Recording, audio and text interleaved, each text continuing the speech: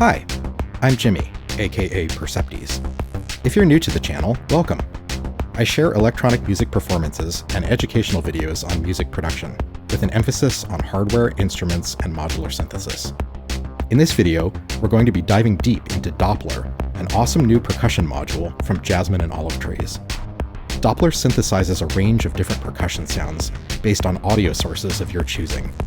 Take a droning oscillator, a pitched synth voice, a sample, or anything else you can think of, and Doppler will turn it into a kick drum, a snare drum, a hi-hat, glitchy percussion, or even a melodic chord. Doppler also comes with 3 panel overlays that can be laid on top of the module to change it to a completely different firmware with totally different behavior. It's a really cool mechanism, the first of its kind in Eurorack that I'm aware of, and significantly increases the value of this little module with its flexibility. We'll start with some clips of the patches to come. If you like what you hear, stick around for the details.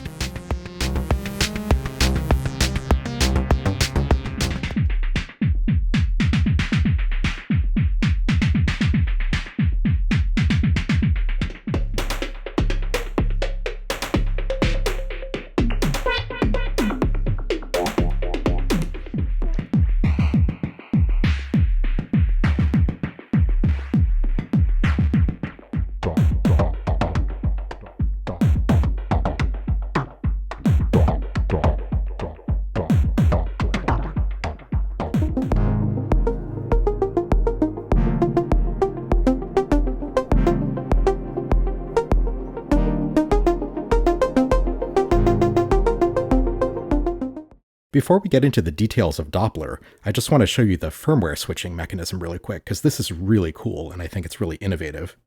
So the idea of a platform module is not anything new. I think it's probably best known by the modules from noise engineering, the Alia, the Versio, and the Legio platform modules. The idea is that they're digital modules, so essentially it's just a little computer that's shipped in Eurorack format, and it's just running software on the little computer. So they release a bunch of different firmwares, which are essentially different module functions that run on the same hardware. So instead of buying a whole new module to try one of the other firmwares, you just buy one of these little overlay panels, which have labels that tell you what the controls do in that other firmware. And then you use a USB cable that connects to the back of the module and some software on a website to flash the other firmware onto the module you already have. So that's great, and it really extends the flexibility and sort of the life and the value of one of these platform modules, but it can sometimes be a little bit annoying if you want to switch between them and you have to physically uninstall it from your case, plug it into the computer, flash the firmware, plug it back in. And so the thing that's cool about Doppler is that it uses this system where the actual overlays will swap the firmware. On the previous modules from Jasmine Olive Trees, like Traffic here, it has dip switches on the back that allow you to switch firmwares, because that also comes with different firmwares. And you just switch the 2 dip switches to 2 different positions, which gives you 4 different firmware options on the same module. Doppler has the same idea, except it does it automatically without you having to take the module out of the case or even having to power cycle it. The way it does it is has these 2 little light sensors that are right above the jacks here. And then each of these panels, Dor, Rubin, and Lichen, on the back has a couple of little reflective circles. You can see each one has a different combination. So one has 2, the other one has the left one, the other one has the right one. So you just lay this on top, and the reflection of the light from these sensors off these little panels will get it to figure out which firmware has been installed, essentially. It'll switch to whichever firmware aligns with that pattern. And so that's it. Now you're in the Dor firmware. We're not going to be talking about the other firmwares in this particular video. I'll probably go into those in a future video, but I just wanted to show you the mechanism because this is so cool. And as far as I know, it's the first module in Eurorack that does this. Let's do an overview of the features and the user interface of Doppler and learn how to make some of its basic drum sounds. So the core idea of Doppler is that it takes incoming audio and it processes it using the Doppler effect, using a delay line. The Doppler effect is the sort of observed behavior of a sound that is happening in the real world, and the source of the sound gets either closer or farther physically from you as it's making the sound, and you'll hear the pitch of the sound change because of the movement. This is usually most obvious when you're on the street and a car passes by you. So as the car approaches, in addition to its engine getting louder, it also increases the pitch, and as it drives away, the pitch and the audio go down. That's the Doppler effect. And that's exactly what Doppler is doing. So it's reading audio into its delay line, and it's playing back the delayed audio at a changing rate of speed to create a pitch envelope, which is an essential part of a percussive instrument. So there's two parts of Doppler in terms of its sound source. The first is the body input, which is the required input down at the bottom here. I'm going to patch a sine wave oscillator into that, but you can give it any signal at all, and you'll get different results depending on what you patch in.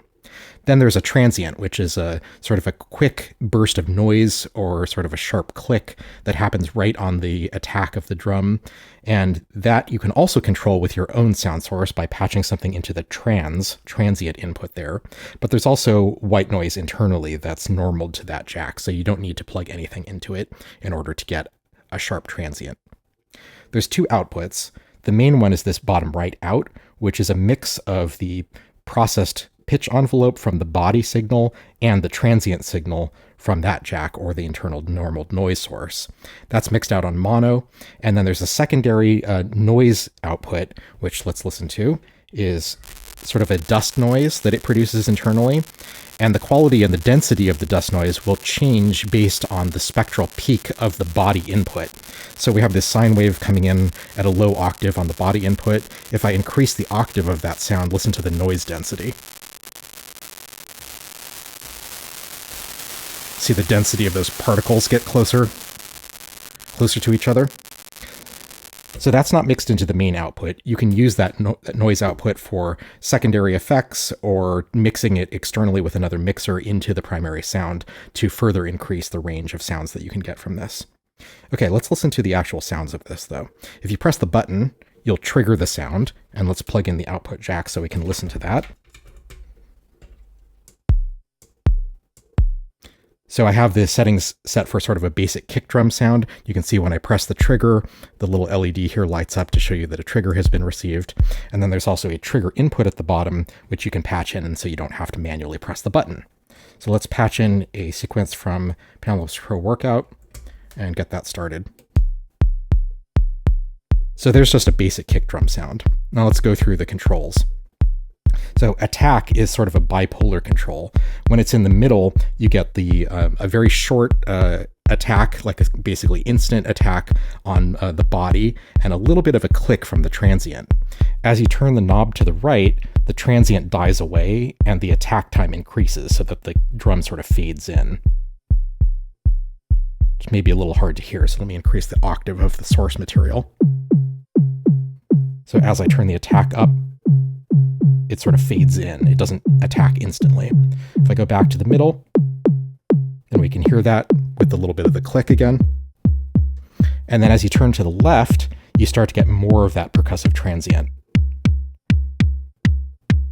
So it's sort of an attack control for the transient to the left and for the body to the right. All the way to the left gives you the longest possible, most noticeable noise transient. The decay control is more straightforward. This is literally just the amount of time that it takes for the body to decay. So I have it at about halfway right now. If we make it shorter, we can get very snappy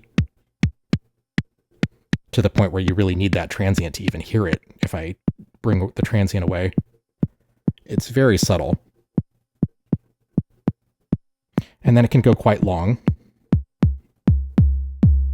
So if you want a kick drum or a noise source that really rings out, this will get the job done.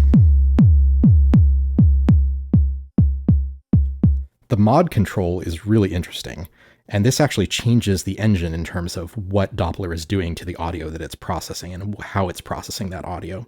So there's three basic modes, and then you can crossfade between the three. So at the top position, we have our basic Doppler effect, which is what we've been listening to with the sort of pitch envelope on the body of the signal. And that's signified by the red color on that left LED above the mod knob. If we turn the knob all the way to the left, then it turns green, and we're now in a chord mode. So let me start this again, turn the amount down. And we'll now hear a pitch sound. This is basically just the sort of raw sine wave coming in from our own oscillator here. You can see I can change the octave on that and we hear the change. What amount does in the chord mode is it will actually add additional playback heads in the delay line at different pitches to create a chord out of the single input signal, and the amount controls the chord that's being played. So let's turn that up and listen.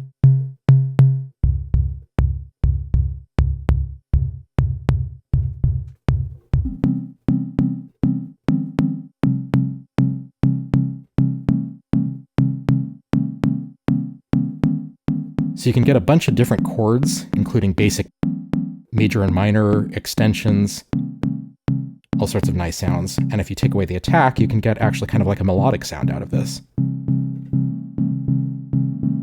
So you can use this for chord stabs in addition to drums. Now again, the mod is a continuous control, so we can blend between the chord mode and the Doppler mode. And that gives you a chord, but also a pitch envelope. And the closer you get back to the Doppler mode, the less of the chord you hear and the more of the pitch envelope you hear. So now we're back to our kick drum. When we're in the Doppler mode, the amount control will determine the depth of the pitch modulation. So if I turn it all the way to the left, then it doesn't go very far down from where the pitch started at. And as you turn it to the right, the depth will go down. So now you start to hear it as a lower sound where you just get a brief moment of the original pitch before it drops down significantly. And now it starts to get into kind of really subby territory. So when you have it turned all the way to the right and the pitch is dropping a really significant amount, you may need to start with a higher pitched input signal in order to get a body of the drum that's a little bit more audible, and then you get sort of more of that laser drum attack at the beginning. And of course you can still control the transient to add different amounts of attack. Turning the mod knob to the right will bring you into FM territory. So there's an internal FM oscillator that will be modulating the body sound, and as you turn it to the right, you'll get more of that FM oscillator being applied. Let's bring in a higher pitched sound with a longer decay so we can really hear it.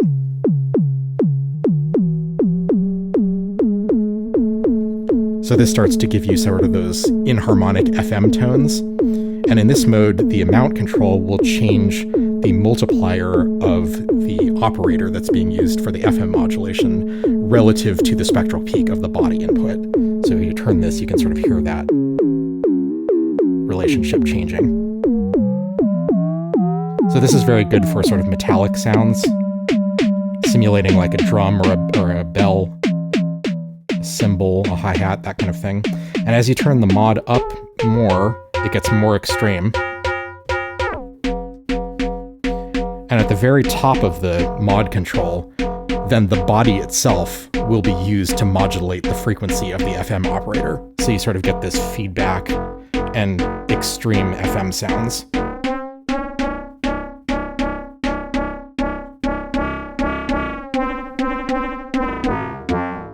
Lots of different timbres to be had with this. The potentiometers, of course, are all individually CV controllable, so you can change the sound of Doppler over time and use it as sort of a macro drum oscillator to create a bunch of different drum sounds in a pattern, which we'll look at later in the video. Doppler has one more feature that we haven't talked about, which is its LPG mode.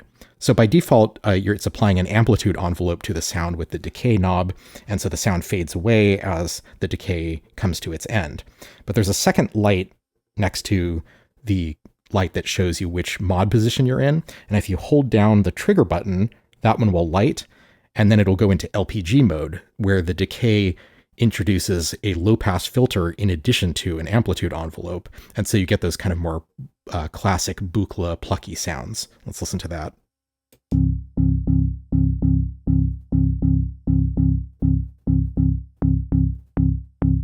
Compared to LPG off, you hear how the decay lasts longer. And with the LPG on, you get that kind of swallowed effect where the high frequency content is just kind of getting sucked away in addition to the amplitude. So with all these controls, you can use Doppler to make a variety of different drum sounds. Obviously, we've heard the kick already. and there's lots of variations of the kick, but you can also turn it into a snare drum by turning the attack all the way to the left, introducing that noisy transient, changing the octave of the source material, maybe adding a little FM.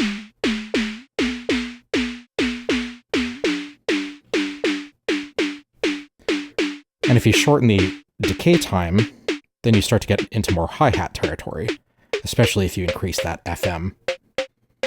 You can get some very sort of metallic, cymbal-like hi-hat sounds.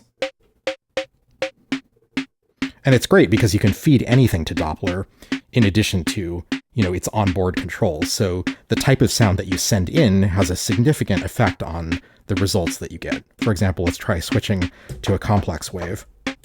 If we get rid of the attack, we can sort of maybe get into FM drum territory, kind of like an FM tom maybe.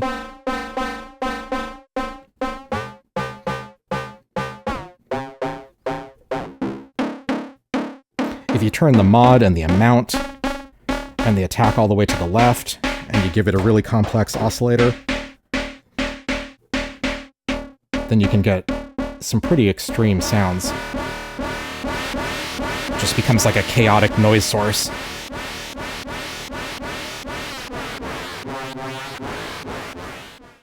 Since Doppler can produce so many different drum sounds, you can use CV control to create different drum sounds on different hits in a sequence. And so Doppler can do an entire drum part by itself. A really easy way to do this is in combination with Traffic, also from Jasmine and Olive Trees, and I don't think it's any coincidence that these two modules are made by the same company. So let me show you what I've got going on here. We've got a clock from Pamela's Pro Workout that's triggering Grids, which is a 3-part drum sequencer. This is a clone of the Mutable Instruments Grids. So this has a bunch of pre-programmed drum patterns that are kind of designed for kick, snare, hi-hat, and those 3 channels are going into the 3 input channels on Traffic. Traffic is then summing those triggers, and they're coming out of a single trigger sum that goes into the trigger of Doppler. And then based on which of the 3 triggers caused the overall trigger that's sent to Doppler, a different set of 3 CV signals will be sent for each part. So we can dial in settings on Doppler that are unique to each of the 3 drum sounds. Let's listen to what that sounds like.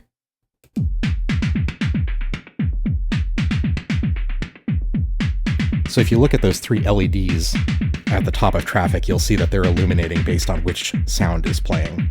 The left is kick, the middle is snare, the right is the hi-hat.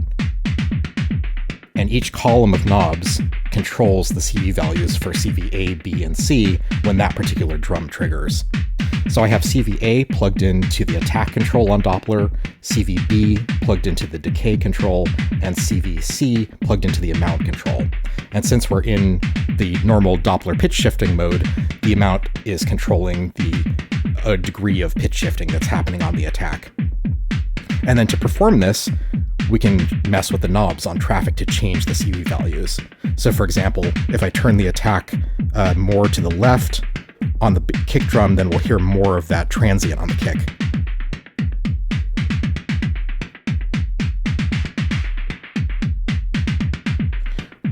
The second row will change the decay times, so we can make the kick drum ring out longer. Or the snare drum, or we could increase the decay time of the hi-hat. Or decrease the transient on the hi-hat, so it's got a little bit more body. We could also change the amount of pitch shifting.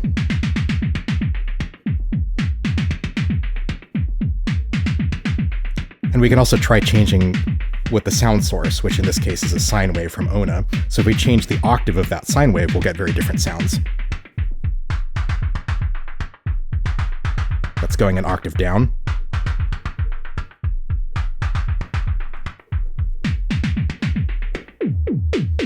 There's an octave up. And with a higher pitched input into the body, then you really hear the difference on the amount control of Doppler.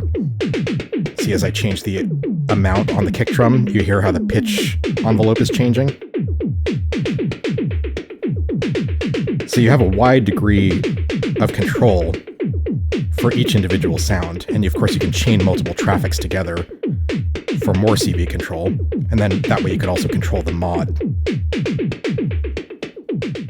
Another really fun way to use Doppler is to use it as a source of glitchy percussion layered on top of a foundational beat from other drum modules.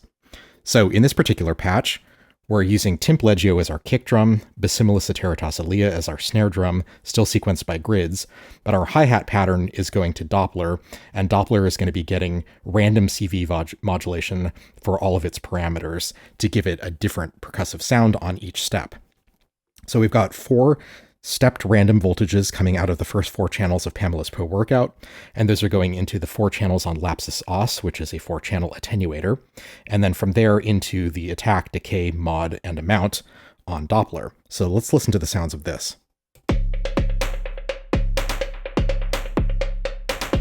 So right now, the attenuators are all the way down, so we're not hearing any modulation on Doppler. You're hearing it sounds with the knobs in exactly the position that's shown on the panel. But as I start to bring in, for example, some decay modulation, then a groove emerges because we're letting in some stepped random modulation to the decay parameter. If we do the same to the attack parameter, we'll lose some of that transient that we get from having the attack all the way counterclockwise. So that again changes the groove. And then if we bring in some mod and amount, then not only are we going to be changing the engine that it's processing with, but also the parameters of that engine. And this will really significantly change the timbre of the sound on each hit. If we bring those all the way up, we'll get some really wild percussion.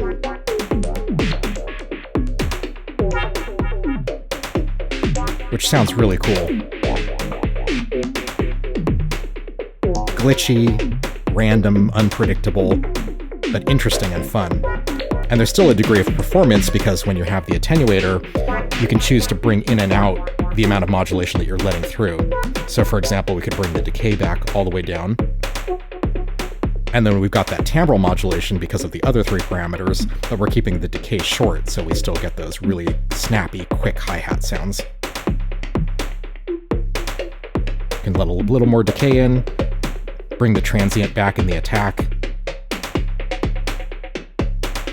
and it just sounds awesome with a little delay and reverb. So far, we've just been listening to the internal white noise generator for the transient aspect of each drum sound. But in this patch, I want to try plugging in some other audio sources into the transient input. So let's listen to the drum beat. This is basically the same setup as we saw before with traffic, where we've got grids doing the drum sequence into traffic, which is providing 3 different sets of CV values to the Doppler controls, attack, decay, and amount in the Doppler pitch shift mode to produce the different drum sounds. And this is again using the default transient white noise sound. But let's just try plugging in a few different sounds. So first we're going to take the white noise from Kinks and plug that in. This should sound pretty similar because it's a white noise internally.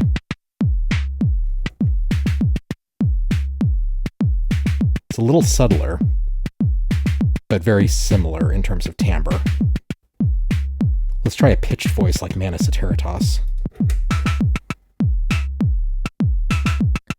So in this form, you can really hear that the transient is just kind of mixed via VCA, because you can really hear the quality of Manus. If you know this oscillator, you'll recognize that instantly as its sound.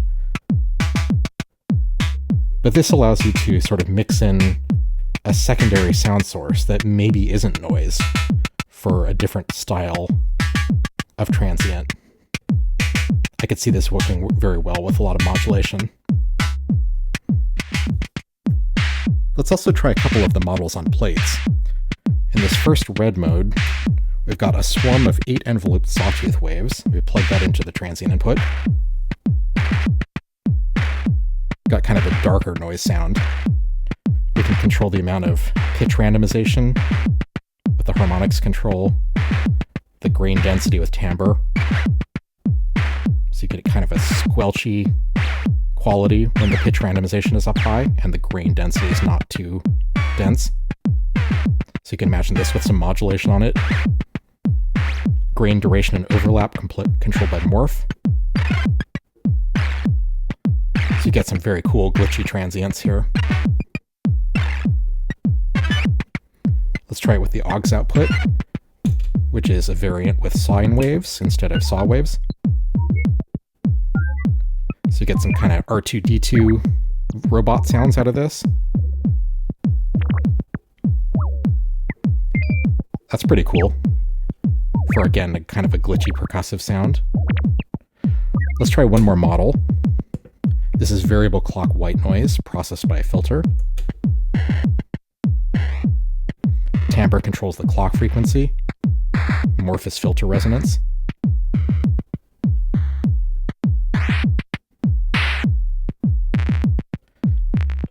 So depending on the source that you use for your transient, you can get some really different sounds from what Doppler offers without anything patched into that input. Let's hear it with some reverb and delay.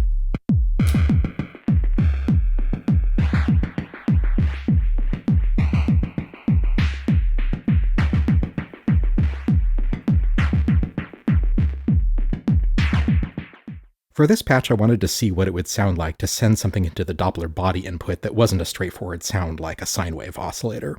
So I've recorded a sound of me saying Doppler into beads, and I've frozen the buffer so that that little audio clip stays in there.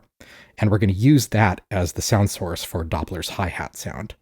I've used grids and traffic to create a simple kick drum and snare drum pattern that's going to be playing via Basimulis Iteratosilia, but the third channel of grids, which is generally supposed to be a sort of a hi-hat sound, is going to be triggering Doppler using my voice saying Doppler as the body source.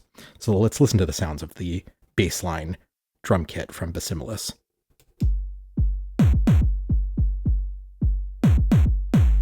And then this third trigger is molted to the trigger of Doppler and the seed input of beads. So when I unmute Doppler, we're going to be hearing the two triggered together to make the hi-hat sound out of my voice.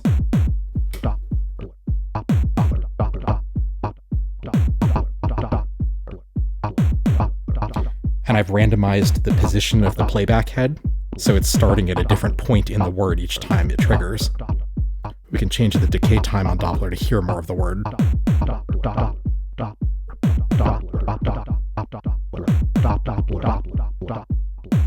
We can add some noise to it with the transient.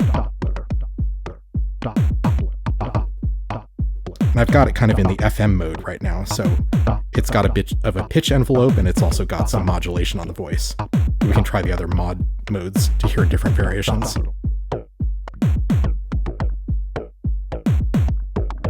So in the Doppler pitch modulation mode with no crossfading to the other modes, you get this very froggy sort of vocal quality.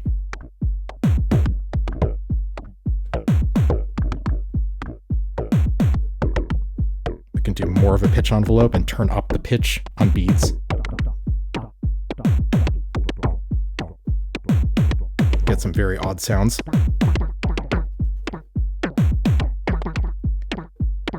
We got some sort of chipmunk vocal formants there. Especially if we start to add some FM.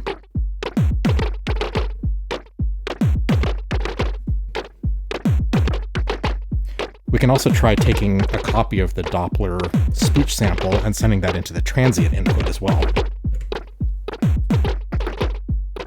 So now when we turn the attack to the left, we get a slightly different version of the voice sample coming from beads because I'm using the left and right channels that are supposed to be stereo with beads, but instead using them for two mono inputs, one for the body and one for the transient. So they'll be slightly different samples of the same recording. So you can get some very weird sounds with this by feeding it something other than a straightforward oscillator. Let's hear it with some effects.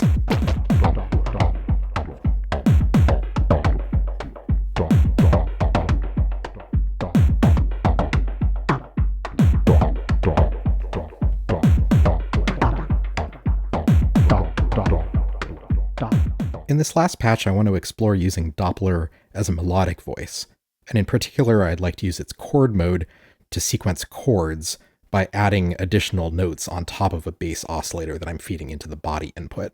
So I've got one of the complex waveforms from Ona patched into the body input of Doppler, and I'm using mimetic digitalis as a 4-step sequencer for controlling the bass pitch of Ona and also the chord that's being built on top of it with Doppler.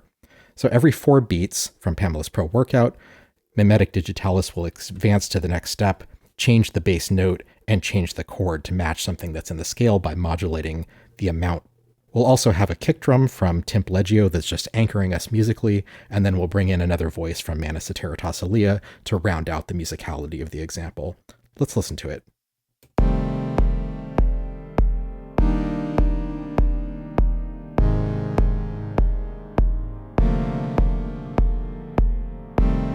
So I've got attack turned all the way up and decay turned all the way up, so we get very long, slow build and release of those chords. We can change that if we want something that starts off a bit pluckier by bringing the attack down. And we can also put it into LPG mode to get even more pluckiness. That works really well with the reverb that I've applied, where you can really hear the kind of echo of that sudden filter drop. So I can tune this to taste. Maybe we'll leave the LPG mode on, but turn the attack all the way back up. Let's bring in the Manis voice.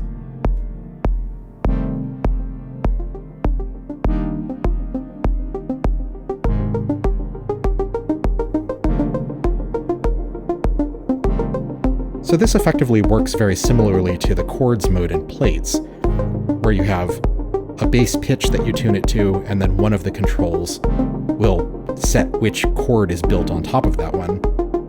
But in plates, you have a bunch of built-in sound sources, so your waveform is determined by what's built into plates. And this is basically the same idea, except that you can feed it your own oscillator, so the actual waveform that's being turned into a chord is up to you. We can use the pulse width modulation on Ona to vary the timbre of those chords.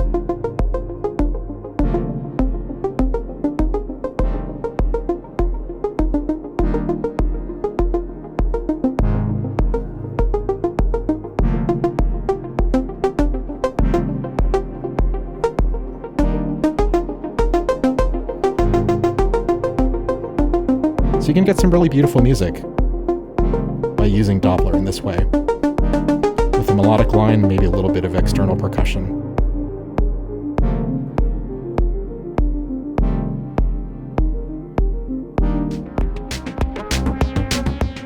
I hope this video helped you to understand Doppler and got you excited for all the possibilities it offers for your music.